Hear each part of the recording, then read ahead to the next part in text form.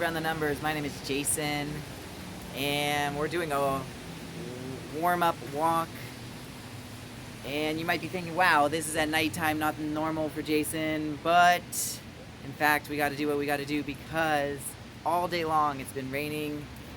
There's a whole atmospheric river that's just been dumping rain on all of Southern California. So we're on the go here, but it's going to be a little bit wet, a little bit loud, but we're kind of doing our best.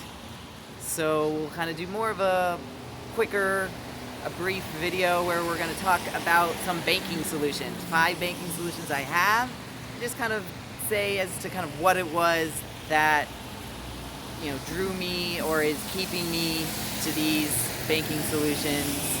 And they'll kind of be something of the flavor of is it on the level of convenience? Is it for the high yield? Is it some sort of fun factor? Or maybe some combination of all of these. So yeah, I'll kind of give a little bit of a take on these 5 banking solutions as I see them as of right now. Maybe they'll change in the future, but this is what I got.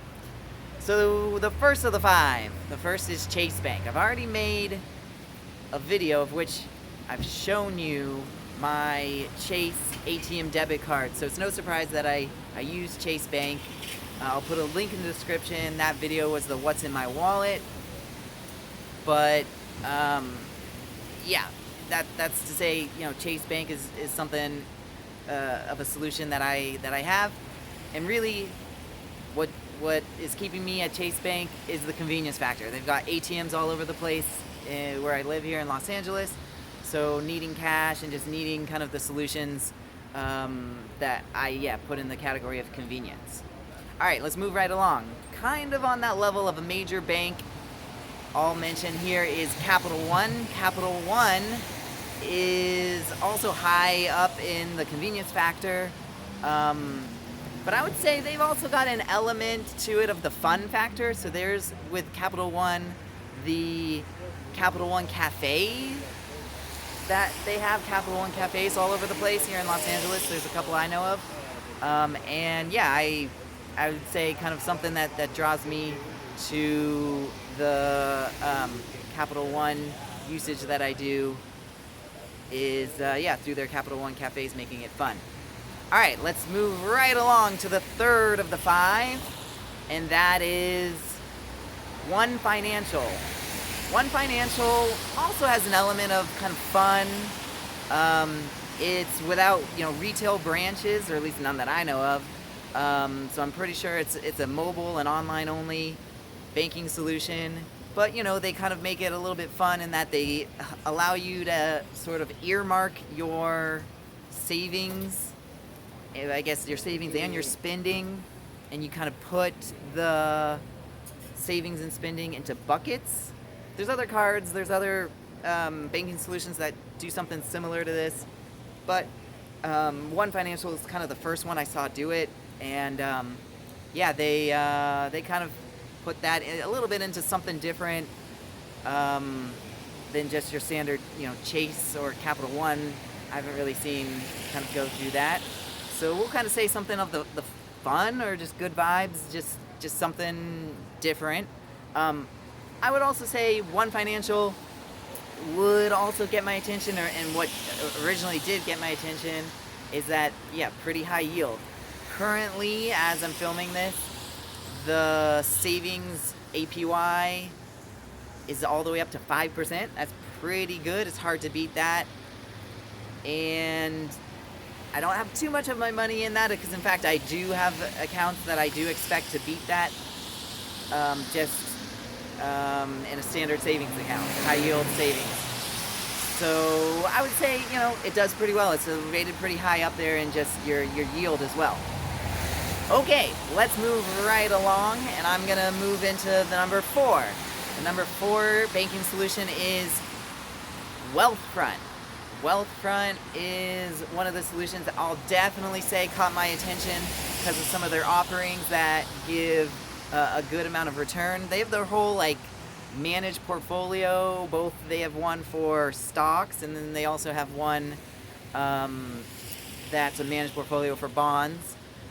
But I'm really keeping focused in this video here, just savings, kind of checkings and savings accounts. So we'll kind of compare apples to apples.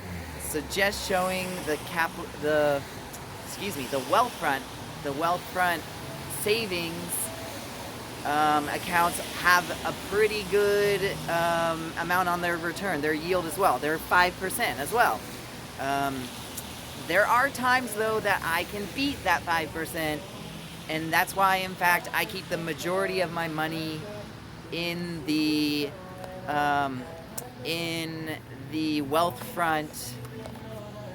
Wealthfront savings accounts.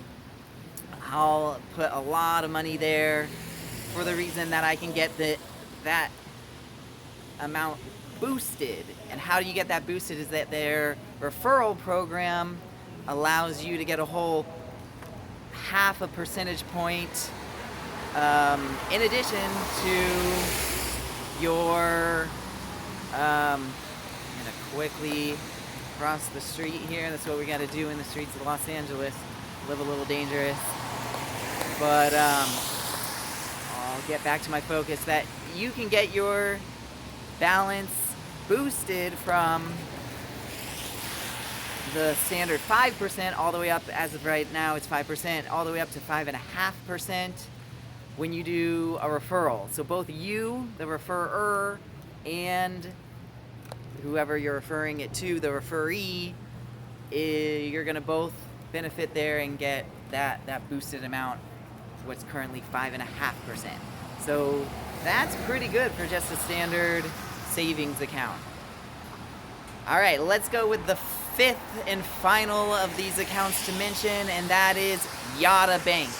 Yotta Bank was one that I learned of through Graham Stephan, kind of a hero of mine on this YouTube channel. Definitely very much inspired by all things Graham Stephan does. So yeah, I had to, when he mentioned it long time ago, I got interested in what that was all about. And so yeah, I dove right in.